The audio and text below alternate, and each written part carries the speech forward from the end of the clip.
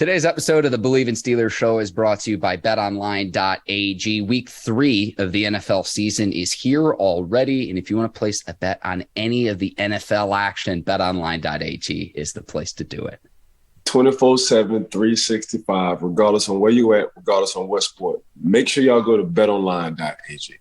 Ike, you hit the nail on the head right there. 24/7, betonline.ag. Use our promo code Bleav50. That's BLEAV 50 to receive your 50% welcome bonus on your first deposit.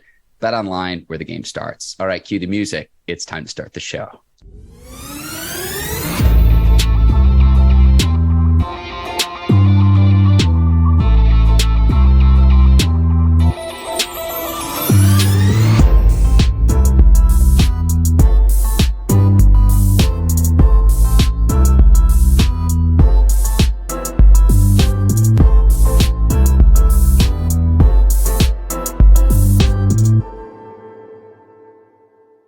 Welcome to the Bleav in Steelers show on the Bleav Network. I'm your host, Mark Bergin, joined as always by my guy, two-time Super Bowl champion and 12-year veteran of the Pittsburgh Steelers, a sleeveless Ike Taylor. IT, good morning. It is Wednesday. We are one day away from kickoff, a shortened week.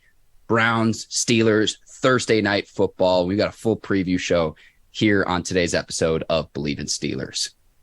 Yeah, AFC North divisional game. We finna see if the Pittsburgh Steelers can bounce back from this loss. And, you know, the Cleveland Browns finna see the same thing. They want to bounce back from their L against the Carolina Panthers as well. So this is going to be a good game time Thursday, Cole. I've tried to get better as your co-host in listening. Notice how you mentioned divisional game, not divisional rivalry, divisional game. I'm listening to you, IT, this morning. Yeah, it's definitely not a rivalry. I mean, the Cleveland Browns, Mark, you talk about the Baltimore Ravens, then that's a rival. But other than that, this is just a divisional opponent, a divisional game. It looks like points will be a premium again, over under at 39.5. And the story through 2 weeks of Steelers football is what's wrong with the offense. And I know this week you look on Twitter, social media, online, radio shows like this one. I know the onus right now is falling on quarterback play with Mitch Trubisky, the offensive coordinator, Matt Canada. I'll say this. I would give Trubisky another start. I'd probably start him in week 4 as well and evaluate from there. I think it would be stupid to start Pickett on a shortened week as well, because you are going to need patience with this offense, Ike. And I've said this, I'm a broken record, and I will say it again. I fully expect this offense to be head and shoulders above where it is, say, come week 16, 17, 18, compared to early on in the season. Reason being, and I go back to who are your skill position players, who are your playmakers. Deontay Johnson is 25 years old, and he's the elder statesman of this offensive group. Hopefully the Steelers can get right and show out a little bit more than we saw through the first 2 weeks of the season, because the Steelers want to have success in the 2022 season. The offense has got to get heck of a lot better. That onus falls on the entire unit all the way around, Ike. Yeah, I think for the most part, you got to find a way to get George Pickens involved. Yep. He's electric. I saw him in training camp. All he wants to do is play football. That's it. And he does something, a trait that a lot of receivers don't have. He loves the block, and he has a want to do it. So when I look at a receiver, especially if I'm grading them and watching them on tape, how does this person act when they're not getting the ball? And George Pickens is more excited for his teammate who's making the play, even if he's not getting the ball. But at the same time, I possibly could be one of the best on this offensive side. So I think they need to find, or they're going to find, ways to get him the ball, get him involved, especially if they're looking for splash plays. And, you got Deontay Johnson. You got to find a way as well. He's one of the savvy young veteran receivers. He's going to find a way just to get open whenever he needs to. And then you got Najee. Najee only had a few carries. You got to get Najee heavily involved. You got to start the game out like that. That just helps a offensive line right now who's not on the same page every time by just running the ball, kind of let the offensive line get in the rhythm. And Mr. Trubisky, man, just just take the leash off of them. I think, let them air it, let them air that thing out.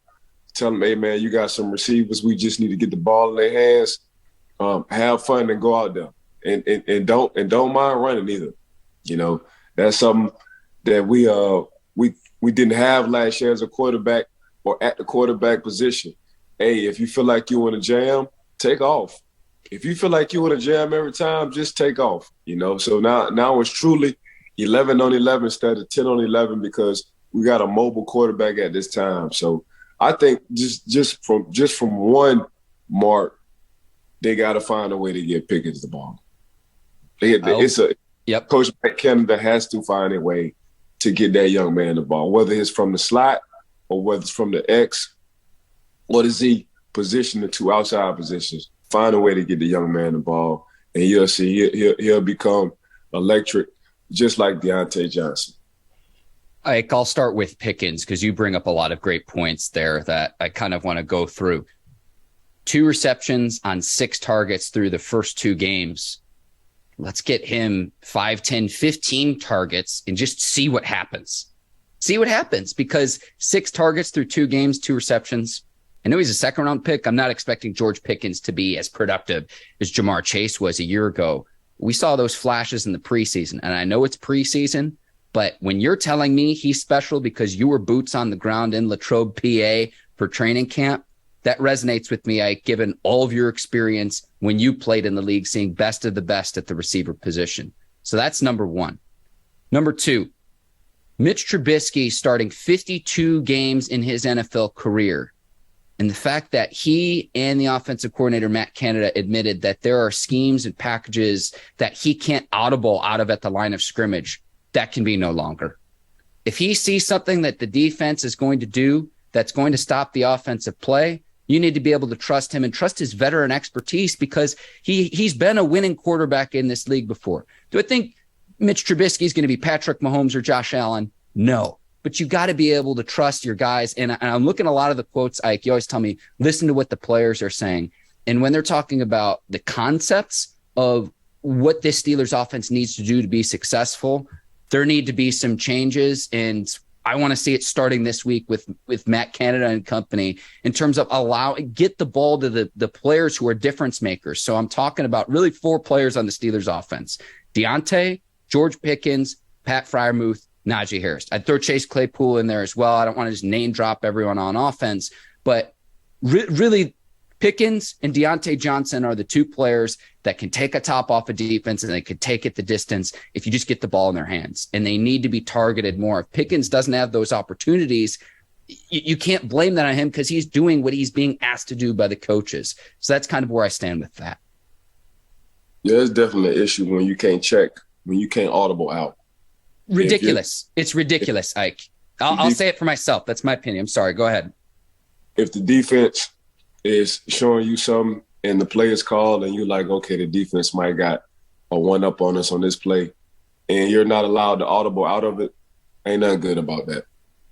Because that's the beauty, that's the magic of having a quarterback and giving a quarterback the opportunity to audible out whatever he wants to if he think is right, even if he's wrong. So we definitely got to change that. 2, the 4 guys you just named, Deontay, Pick, Freiermuth, and Najee, that's a hell of an option. Now Freiermuth has been Mitchell Trubisky option of late. When he feel like he getting himself in the jam, he's definitely gonna look for the stud at the tight end. But yeah, on the offensive side, you got to find a way. Just 2 touchdowns in 2 games ain't gonna work, So we saw what the Pittsburgh Steelers did against the Cincinnati Bengals. They had opportunities to score as well on offense. The defense played lights out, And honestly, the defense on the second game as well, they played lights out again. So we talked about this Monday on the show. It's hard in the NFL to hold a team to 17 points. And that's exactly what they did with the New England Patriots. Held them 17 points, got turnovers. Offense, can y'all help us out? Boom. So the Pittsburgh Steelers offense just got to find a way. Coach Matt Canada got to find a way. Sometimes you just got to ask for forgiveness. So sometimes Mitch, if he sees something, Mitch just got to be like, man, for the sake of this team, and this is no disrespect, Coach Matt Canada, but I have started. I am a first-round draft pick as well. Man, I'm checking out of this. And here's the reason why I'm checking out of this. And I guarantee you, Coach T won't trip at all if he have that explanation. The reason why I checked out of this because I saw this in the defense and this play, and I felt like this play was better for this team. Coach ain't gonna say nothing. He ain't gonna say nothing. So sometimes you just gotta ask for forgiveness later. So Mitch gotta take, the chain off his mind as well. If he feel like I don't like this call when I went up to this line of scrimmage, let me check out of it and do something different. In talking about Freiermuth, and then I'll go to Chase Claypool, two guys that you can throw the ball up and they can go up and get it, high point the football. Ike, if you throw it to either of those players down the field and they're 20, 30, 40, 50 yards downfield and you throw a pick, it's as good as a punt. So it's just like, don't be afraid to put your players in an opportunity to succeed. And that's just something where I want to see moving forward. And we just haven't seen through 2 weeks of the season. The defense has played great. And the defense has been out on the field. They've lost time of possession in both games through the first 2 games of the season. Ike, let's go to keys to the game. And this is where I'm going to come down, sticking with the offensive side of the ball. The last time the Steelers offense scored a touchdown in the first quarter, you got to go back to week 10 of the 2021 season, November the 14th against the Detroit Lions and that 16-16 tie. Let's get an offensive touchdown in the first quarter, Ike. That's something I would like to see start fast on Thursday night against the Browns. Yeah, I'm going to stick on offensive side as well, too. A key to the game is George Pickens. Give the man 5 to 10 targets.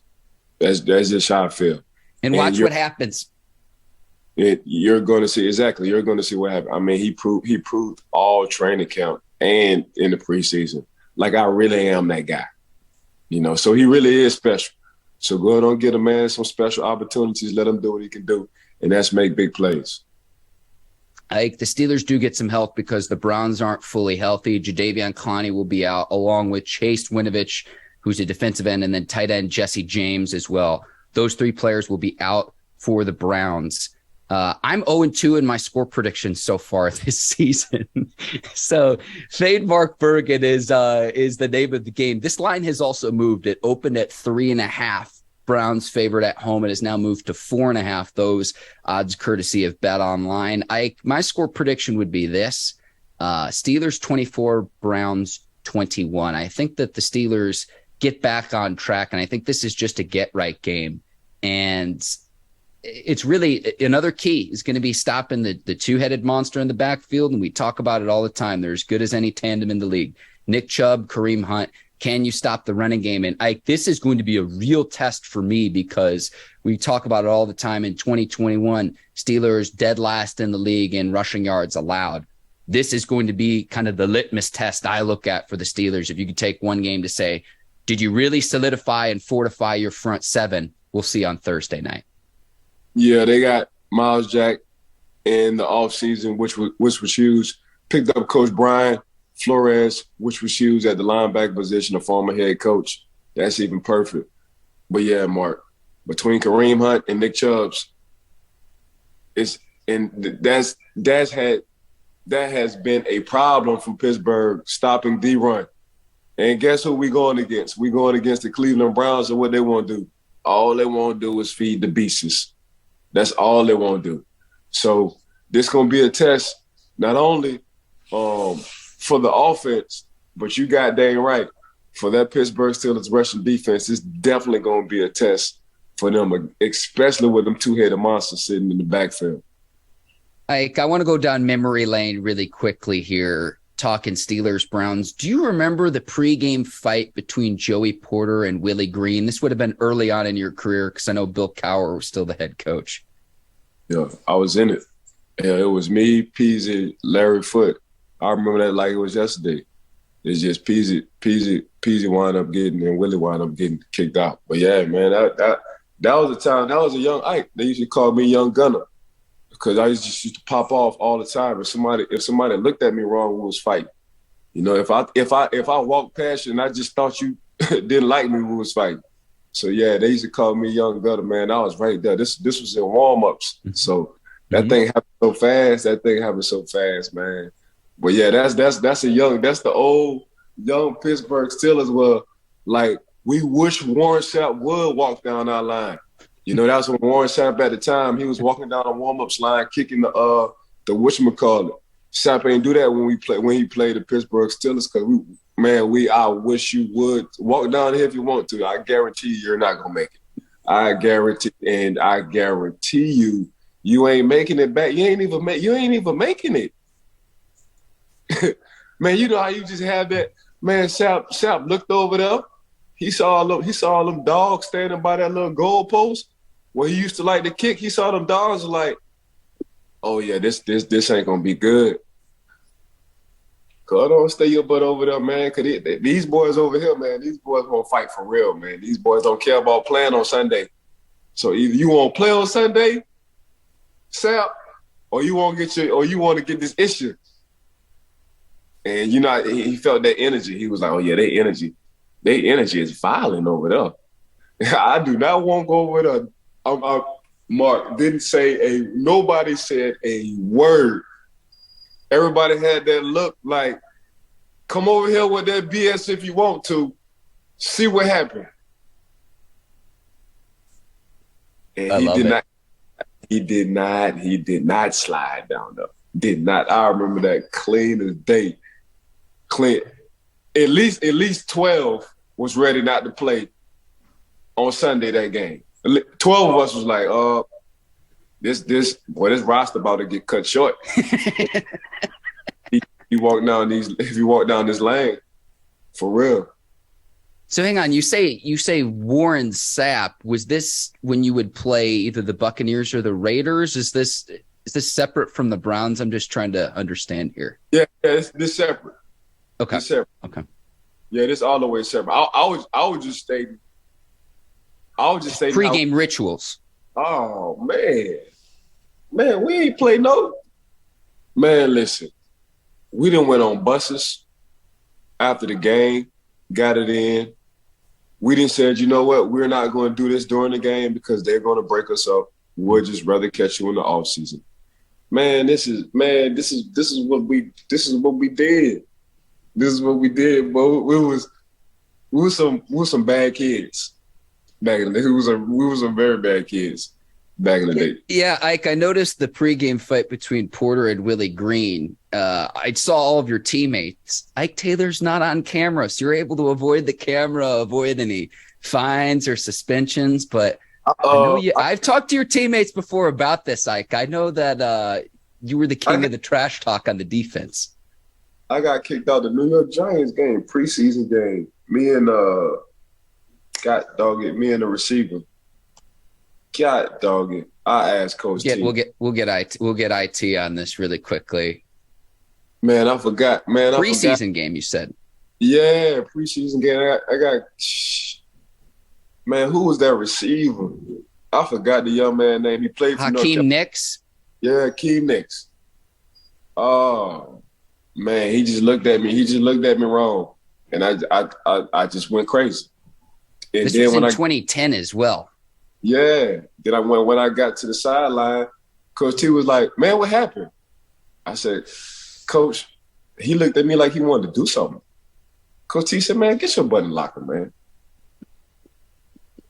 He said, "Get your butt in the locker." I said, "All right." Apologize to my teammates. And I remember RIP. Mrs. Rooney, she was like, "Who was that young man who got into the fight and got kicked out the game?" I was like, "Man, that was me." She said, this is how we're going to start our season. She said, "I love it." I said, "Oh, hell yeah, I'm good." I said, "I'm good." RIP, Mrs. Rooney. Trip down memory lane. I love this, Ike. Oh, man. Bro, some good times. But yeah. All right. Just for the listeners and the viewers, Ike is now a scout for the Steelers, so we're not skipping over his score prediction. We're just recognizing the fact that it's part of Pittsburgh's very own, the black and gold Pittsburgh Steelers. So, Ike, Gosh, I could talk to you to sundown about just old memories with this, because I like finding these old clips on my feeds, and I go down a YouTube rabbit hole, and it's amazing what you find. Yeah, it's crazy, right? Joe Haden, speaking of the Browns and Steelers, is going to retire after 12 seasons, so he'll sign a one-day contract to retire with the Browns. He played for the Steelers 2017 through 2021, a three-time Pro Bowler, was an All-Pro for a season as well. I'll say this is just my opinion. He was the best Steelers cornerback since you retired. And really the play that sticks out to me was that December 2018 leaping interception against the Patriots in the fourth quarter, helped the Steelers hang on and beat the Patriots with Brady, Belichick. That's really the one play that stands out to me, but someone who was a very, very good cornerback, and I wish him all the best in retirement. Yeah, Joe was a dog, boy. Joe was different. Joe was special. Joe was lockdown. Joe Haden was lockdown. Huge fan of Joe Haden, especially when just coming out of Florida too. He came out of Florida. They had a squad too in Florida. They had about 8 guys who got drafted just off of that Florida team. But yeah, Joe, very high IQ, very savvy, very smooth. Always around the ball. You know, mess around with Joe if you want to. He was gonna pick that thing off. Just a smooth, savvy individual, but that's his personality though. When you just hang around Joe, he's just a smooth, big ass smile, just a smooth, savvy individual. And he just transferred that thing over to the field, man. Just a smooth, savvy, effortless looking corner with a high IQ. Yeah, he really locked down the left side of that defense, Ike. And what do you want to call him? Joe Money Haden, Joe I Lift Weights Haden. It always cracks me up where KJ Hamler knocks him over and he's just laughing and just goes, damn. And he just looked like he was fun to play with, very energetic, and a great cornerback for many years for both the Browns and the Steelers. Terrorized a lot of AFC North quarterbacks. Made the most money out of any cornerback in the world during his career. And ain't no other corner more paid than Joe. Joe made so much money. Look, tell IT, look that up. Joe made so much money, man. Called Joe Money Man all day. Let me see here, Ike. I will pull up his career earnings on Spotrac. 12 seasons in the league, Ike. $121 million. So there you go. Joe made some money, boy. There you go. Wish him all the best in retirement too. And I still think that he could be playing if he wants to, but it's just like right situation, right contract, 12 seasons in the league. I get it. He did a dozen like you, Ike. Yeah, did a dozen. You know, went to school. We call that going to school. You know, first grade all the way to 12th grade. A lot of people can't do that. Yep. Went to school twice. It's all good. We will see. Ike, Pro Football Hall of Fame announced the nominees for the 2023 class. So there's 129 players. It'll be cut down to 25 semifinalists in November.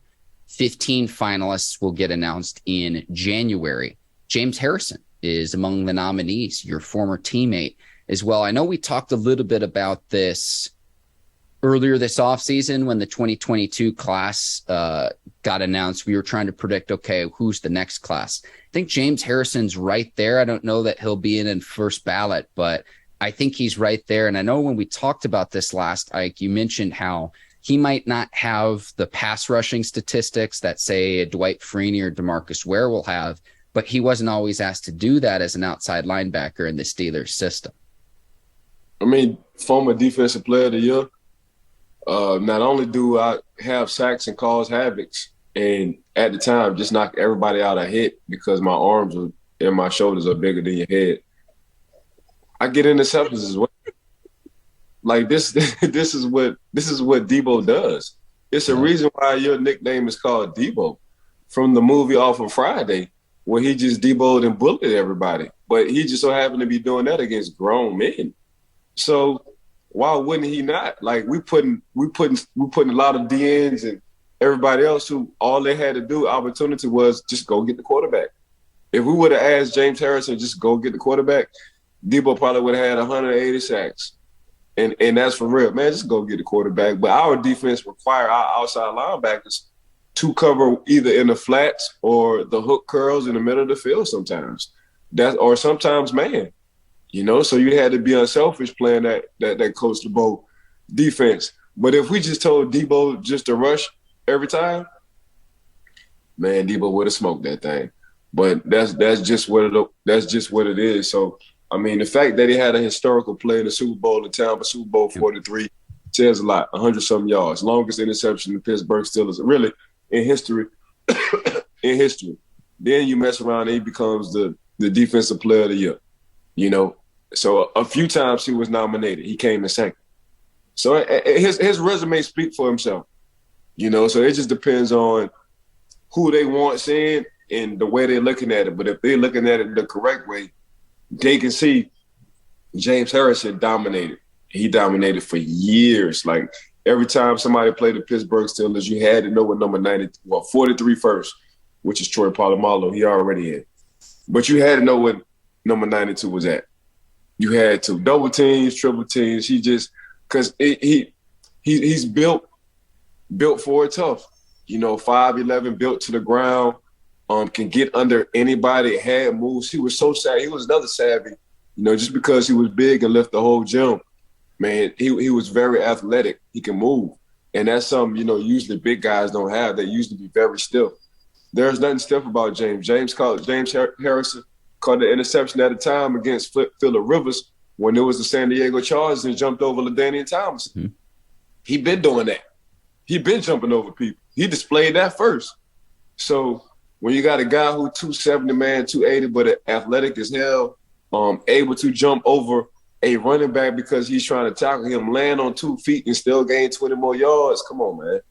What y'all talking about? So, yeah, for that Hall of Fame pro class on 2023 of Debo and then y'all just don't like the Pittsburgh Steelers. But we always been saying this. Y'all feel like we got too many in there. And Pittsburgh feel like, man, we can't help. We draft and we see talent way better than other people.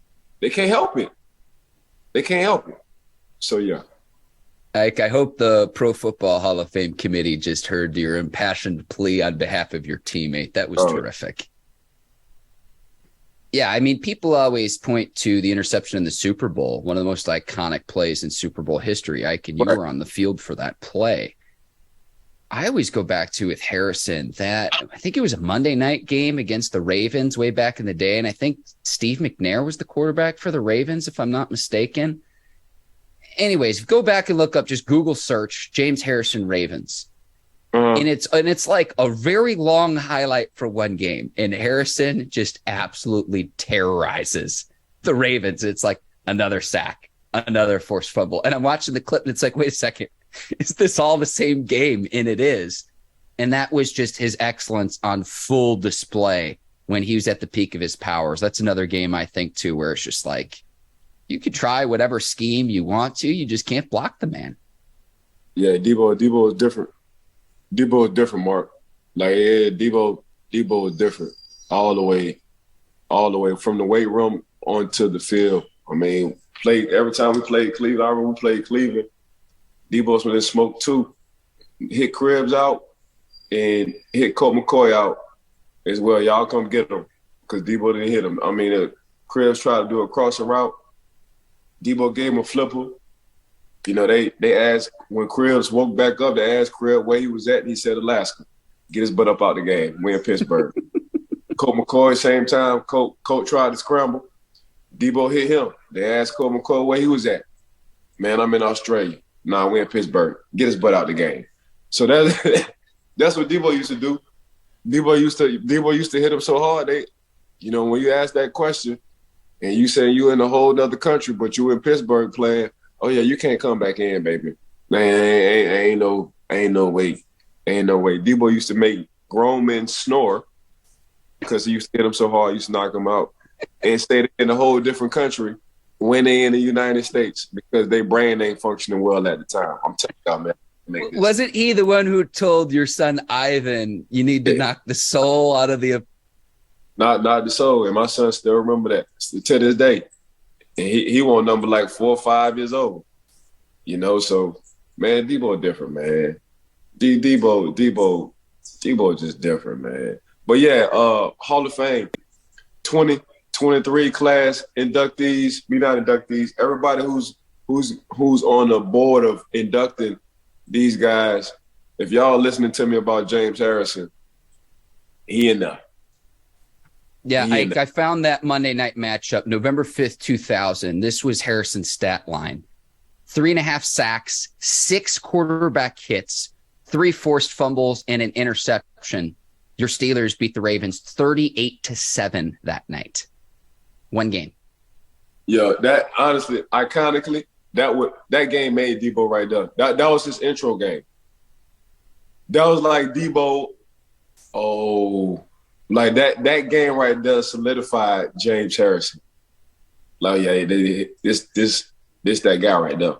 I mean, I got 3 sacks, 3 forced fumbles, 6 tackles against the Ravens, and that's at a time where us and the Ravens, you talking about a mutual understanding. Like, I hate to use the word hate.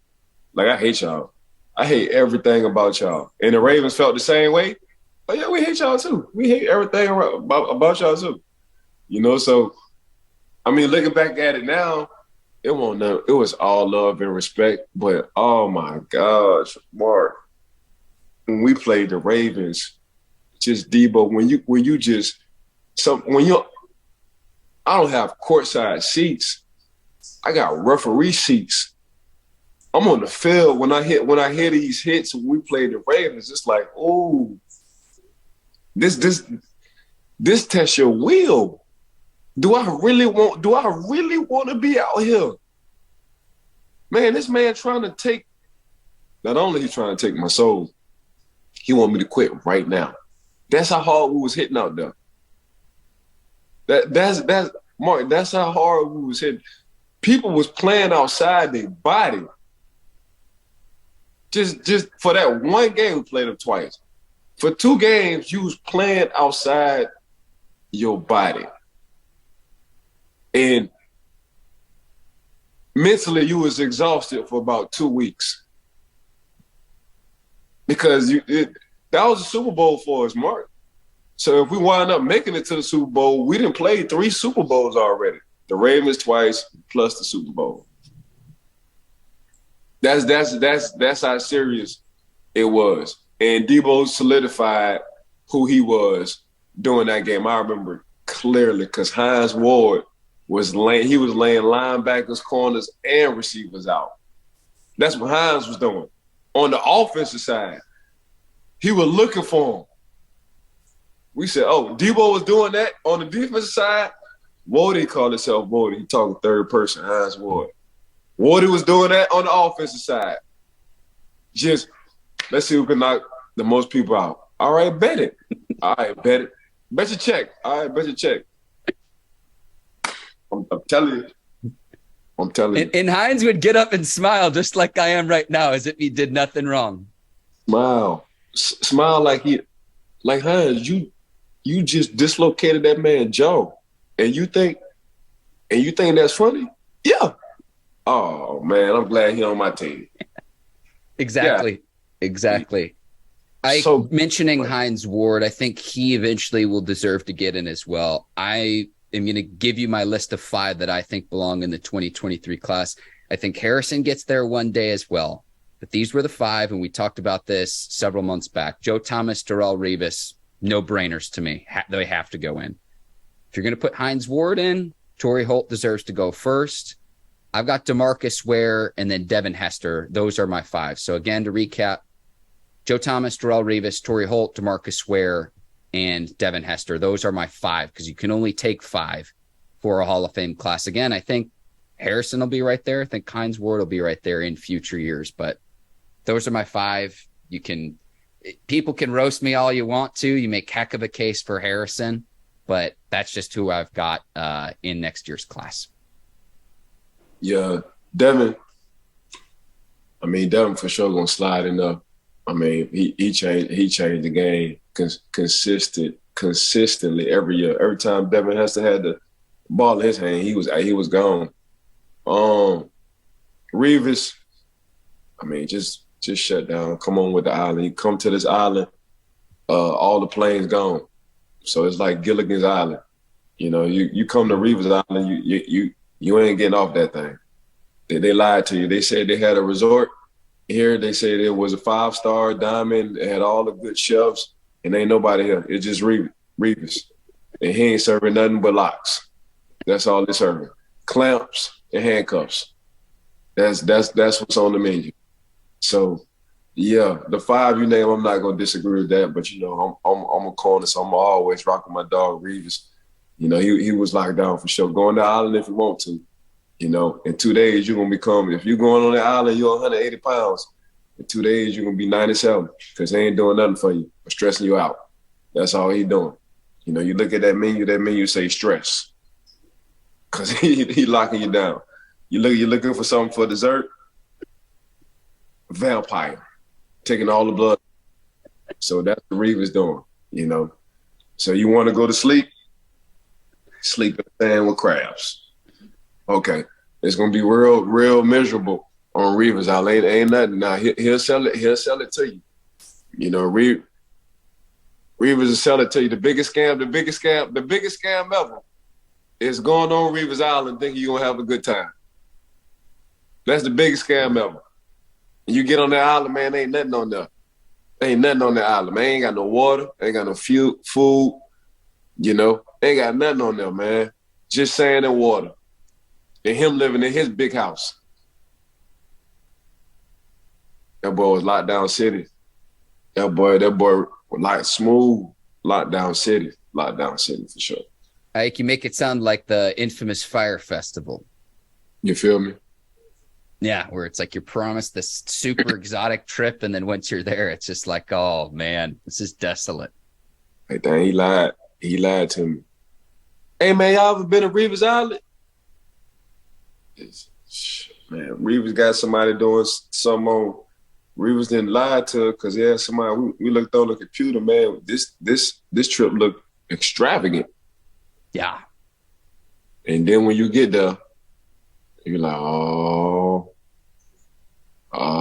man. The list of 129, Ike, it's tough because I could make the case for like probably 60 different players who I could argue for to get in. It's tough. You only get 5. Right. All right, let's go to week 3, Ike, to wrap up the show. Bills at Dolphins. In my opinion, the biggest matchup of the weekend to see. How legit are the Bills? Are you a believer in Tua? And this line has now moved. It opens Bills as a 4-point favorite on the road after the Bills smoked the Titans on Monday Night Football. Bills now favored by 5.5. 2 undefeated teams, over under at 51. I not only like the Bills to win on the road, I like them to cover as well. I'm a believer in Josh Allen and company. Give me the Bills covering as well on the road against the Dolphins. I just want to see it another week with Tua. That's where I'm at. I liked what I saw in week 2. I want to see a bigger sample size. Yeah, this going to be a test for the offensive line, Tua and company. Because them boys did beat the Bills defense. They got nice little D-line. They ain't playing with that D-line. And Matt Milano, who I used to train in company in Edmonds, man, Matt Milano right down the street, and he's sitting in the middle of that Buffalo Bills defense. Shout out to Matt. Buffalo Bills defense, and he ain't doing nothing but making plays and catching pick sixes. As Tannehill, Yeah. So, and when you want to talk about cornerbacks, they might be the most talented, well-rounded between safeties and corners over there for the Buffalo Bills. They just got a good team, man. They got a good team. So it's going to be interesting to see what them cornerbacks can do against Waddle and Cheetah. Though it's going to be very interesting to see what they can do. But I feel like the Buffalo Bills going to win this one because their front four, they ain't got a blitz 5. Von Miller. And you acquire Von, it just looks like everywhere Von goes, something good happen. Every team Von go to, something good happen for the team. Yeah. You mentioned how Jimmy G staying with the 49ers was one of the biggest offseason moves. Von Miller to the Bills is something where even through 2 games and everyone thinks the Bills are the team to beat in the NFL. I think that was one of the biggest offseason acquisitions right there. You see it. So, yeah, man, this is going to be Tua's test right here. Yep. Because Tua back at Alabama. Tua got 2 receivers and a tight end. And a running back. Tua got 2 receivers that's going to always be open. That's exactly what he had at Alabama. Receivers who was always open, a running game, and a tight end. So he back at Alabama now. So now it's up to you because Vaughn coming off the edge like he haven't eaten in 4 days. He coming off that thing hungry, super hungry, super hungry. I'm telling you, man. But the Bills and Josh Allen, man. I mean, the Bills man. Josh just we'll see. We'll see. It's gonna be a good game though. You said the best though. The best acquisition other than Von Miller is, keeping Jimmy Garoppolo. Well, you said that, Ike. You're right. I just wanted to give you some props. But that's what it was, Mark. Like, and we've talked about on the show. He's one of the boys. When you're a quarterback and you're one of the boys, man, them boys gonna run through a brick wall for you. Yep. And that's exactly what Jimmy is. You saw when Jimmy got in the game. Congrats. Trey had his surgery, and he's doing well from his surgery, so hopefully he'll be back next year better than ever. But Jimmy, you saw when Jimmy got in the game, the offense looked totally different. Hitting the tight ends, hitting the receivers. It's just the morale of that team was like, oh, Jimmy, let's go. Jimmy back there, let's go. What we doing? And you saw that. So. Yep. Speaking of Jimmy G, 49ers at Broncos. Broncos a 2-point favorite at home. No Nathaniel Hackett, the head coach, has taken his lumps, clock management and all of that. Again, a great game because you see what can Jimmy G do now that it's going to be his team moving forward with Trey Lance out. I like the 49ers on the road. Another road team I like this week against the Broncos at home. Me too. I'm with you on that one. Okay. Keeping it. Let's go here. Rams at Cardinals. Rams 4.5-point favorite on the road. I want to see, are the Cardinals, what team are they? Because without DeAndre Hopkins, that's a huge hurdle. But Kyler Murray, as entertaining as he's been, to ask him to run around for 20 plus seconds to finally run it in. I don't think that's sustainable long term, but I can't keep my eyes off it. And it's like must-watch television. I like the Rams to win, but we'll see if the Cardinals can at least cover at home. And I don't know what the heck to expect from this Cardinals team. I really don't. Yeah, I'm going with the Rams on that one. I just think their defense is too dominant. They got a defense line. They got some linebackers too over there with the Rams. So they acquired Wagner as well. So it's just they're not gonna let him run around like that. It's gonna be hard because they're gonna push the pocket. They're gonna force him to step up, and he's gonna step up right into AD. That's he's gonna step up into that giant sitting in the middle. So I got the Rams on this one. Okay. And the reason why I got the Rams is, I just love the beautiful mind of Coach Sean Payton. Not Sean Payton. Of Coach Sean McVay. I'm sorry. On the offensive side. Mm-hmm. And on the defensive side, man, them boys just get it. They just get after it. That first game they lost against the Bills, I think they put a bad taste in their mouth. A bad taste in their mouth. Especially at home. And I think since then it woke them up. That was awakening. And you can just listen to Coach Sean McVay press conference. He was like, "Yeah, we took a butt whipping. We took a butt whipping." And I think from this point on, it's going to be tough to beat. It's going to be on Matthew Stafford. I think, of course, Matthew all day, but it's going to be tough to beat them boys, especially with that coach like Sean McVay. All right, Ike, I'll take the Cardinals. I like what I've seen from Kyler, and maybe they figured something out. I'll probably eat my words because we know that you're a psychic. Final game we'll discuss. Packers at Buccaneers. Bucks a 3-point favorite at home opening up. Mike Evans suspended for a game. Akeem Hicks is going to be out in the midst of times. This line is now at This line's now at 1.5. So the line's moved with the Mike Evans suspension. Akeem Hicks out with an injury. But the one thing that I think the Bears figured out on Sunday Night Football against the Packers, they were able to run the ball a little bit. So if the Buccaneers Lenny and company can get going, that would be a potential way you keep Aaron Rodgers and that high-flying offense off the field. And Packers have two pretty good running backs in their own right, Aaron Jones and Tree Trunk Dillon, as I like to call him. Yeah. I'm going to go with Bucks are at home, Mike. Yeah, I'm going to go with the Packers on this one, bro. You like all 4 road teams. Wow, okay, make the case. Yeah, I'm going to go with the Packers on this one. I think right now Tampa just too depleted right now. You know, I'm looking at the defenses. Yeah, I'm looking. Yeah, I'm gonna go with Tampa. No, I'm sorry. I'm gonna go with the Packers on this one. I'm sticking with the Packers. I'm going against you. I can say not so fast. I like what I've seen from the Bucs defense this season. I know Hicks is going to be out, but this kind of, to me, goes to you're at home and everyone's doubting Tom Brady in 45, and he hasn't looked great through the first 2 weeks, but I do think Todd Bowles has that defense playing high-flying football, rallying to the ball, all 11 hats. So I'll take the Bucs at home.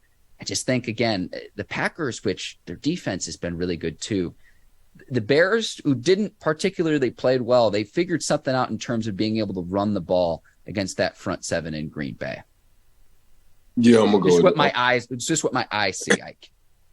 Yeah, I'm gonna go with the Packers on this one, Mark. Yep. I'm rocking with the Packers.